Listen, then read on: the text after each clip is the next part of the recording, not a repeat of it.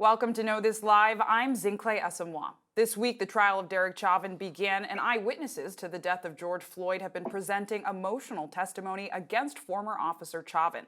The trial comes after a year of racial reckoning across the country brought on by Floyd's death. Today, I'm joined by the Floyd family attorney, Justin Miller. Thank you so much for being here with us.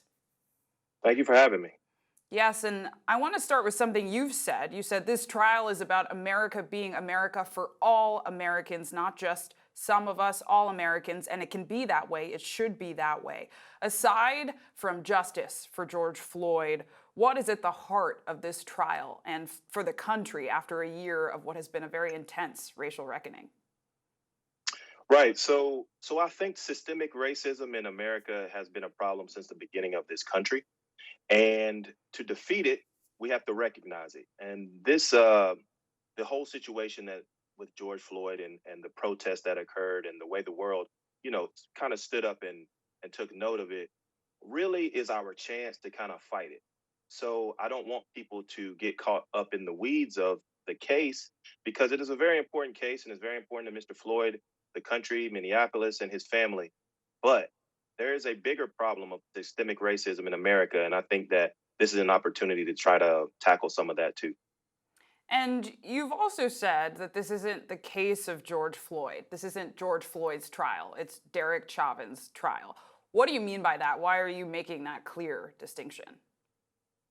Yeah, I watch the news and I listen to the radio and I hear people talking, in my everyday life, and they say, "Hey, the George Floyd trial is about to start. The George Floyd this and the George Floyd that," and I correct people and I tell them, "Listen, George Floyd is the victim." And I don't care what you think about Mr. Floyd, about his life, about how he carried himself, about the things that he done in his life. He is still the victim in this case. So as the victim, he is not on trial, and we need to remember that Derek Chauvin is on trial, and as the person on trial, we need to say his name because he is the person on trial, and everyone should remember that.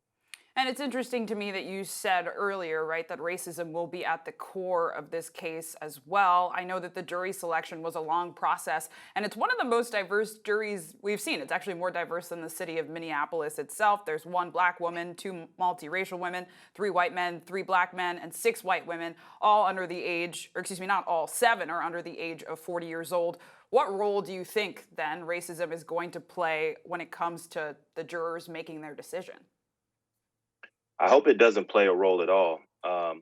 And I believe in the system, and I think that the jury that's seated now has an opportunity to do something really good and really let the country and the world know that we are headed in the right direction. So I am from Georgia and from the deep South, and I have seen in courtrooms racism rear its ugly head in many cases that I've worked on. So I am always skeptical and always just a little nervous that it could pop up in a case.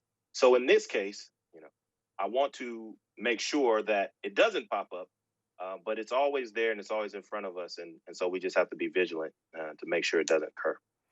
And it stands out to me also, you're saying you hope racism does not play a factor, and it sounds like racism from the jurors. I wonder if systemic racism will be used as an argument by the prosecution as to why this incident, this fatal incident, happened to Floyd. I don't think that they will bring race into it in that way, and I wouldn't if I were them. I am a member of the civil team, and we handled and settled the civil portion of the case a couple weeks ago with George Floyd. And so for the criminal trial, I am not involved in the tactics or anything of that nature that they're using to prosecute the case. Having said that, I did used to do criminal law, and I would not, bring race into it because this case, absent of race, is a clear violation of Mr. Floyd's civil rights. And Derek Chauvin, having been charged with second degree murder and second degree manslaughter and murder, third degree murder, one of these should stick, and he definitely should be convicted of one of these charges, if not all of them. And that incident you're describing was caught on video. A lot of that video is being shown during the trial, and it's very graphic. And I imagine, particularly for the family of George Floyd, it's reliving that trauma over again. What, in your view, does justice look like for them? Well, that is a very difficult question, right? Because what is justice when you've lost a family member? Yeah, you can never get that person back. Um, we started this case and we were only representing George Floyd's daughter, Gianna. Now we're representing the entire family with Mr. Crump. Um, justice is very hard when you speak of that for something like this. If your loved one, your father, your brother, your uncle, if that person died, there is no justice. You're never going to feel like you are made whole from that death. They could give you $100 million and put the person in jail forever, and you still won't feel like you had justice. So for me, and I think for the family, getting that civil case done, that's good. That's going to be a deterrent, and it's also going to help his family, especially his daughter, for years to come. And then getting the person who murdered him, the people who murdered him, locked away for a very long time is going to be big as well. So we just hope that those two things together can make the family feel a little more complete because we know they're never going to feel like they're going to get complete justice out of this. And with many similar cases that we've seen, unfortunately, in the country before, we've seen no conviction for those officers. How are you bracing for a decision that goes against perhaps the desire of the family? Right. So, as an American, as a black man, I am used to it. I am ready for it and I am prepared for it. But as an attorney and as an officer of the court, I want to, be optimistic and to think that the people, the jury, is going to do the right thing. And I think that they will do the right thing in this case. I mean, the evidence is overwhelming, overwhelming evidence. So, it's not just a wave of people or a wave of the country feeling like this should go a certain way. The evidence is there, and that's what's really important in a criminal trial. And you've said that it seems that the defense is trying to, quote, assassinate Floyd's character. And there have also been calls, as if you've talked about, to call this the Derek Chauvin case and not the George Floyd case. Can you clarify that for us, specifically the assassination of character as you describe, especially because this has been mentioned in past similar cases as well? Right. So, in a criminal case, when you don't have the facts on your side, you go to character assassination. That is the only way to get the jury to lean in your favor. The jury are just people, just like you and me.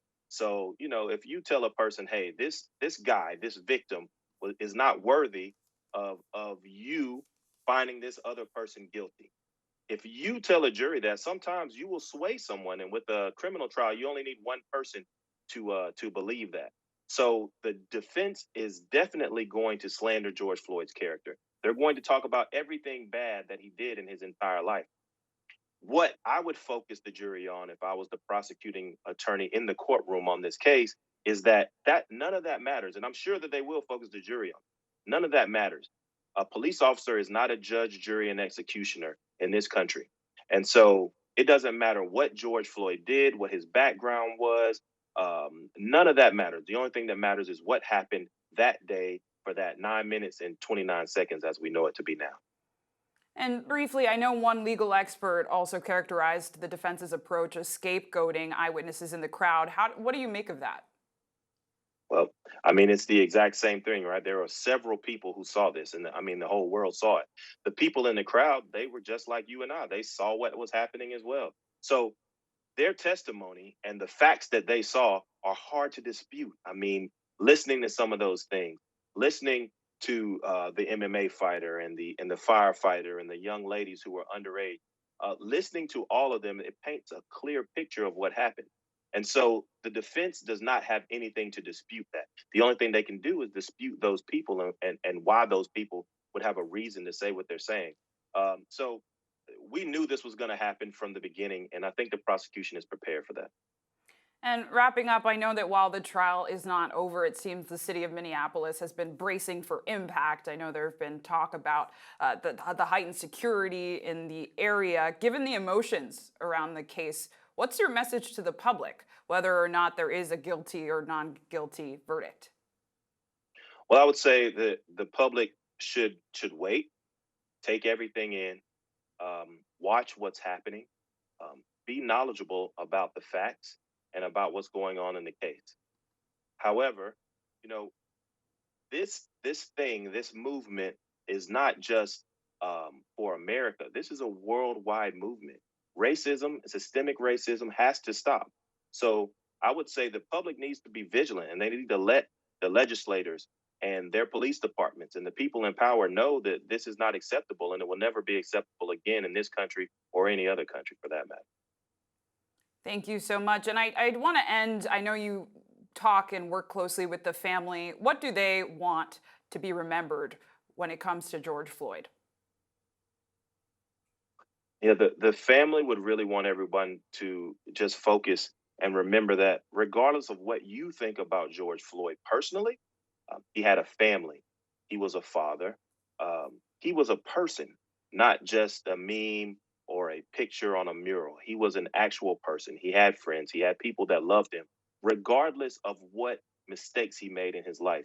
And I think that the family would like that message to get out about George Floyd just as much as anything else. Well, thank you so much, Justin Miller, family attorney for the George Floyd family. Thanks for your time. No problem. Thank you for having me. Yeah, and thanks to everyone for tuning in. This has been Know This Live. I'm Zinhle Essamuah.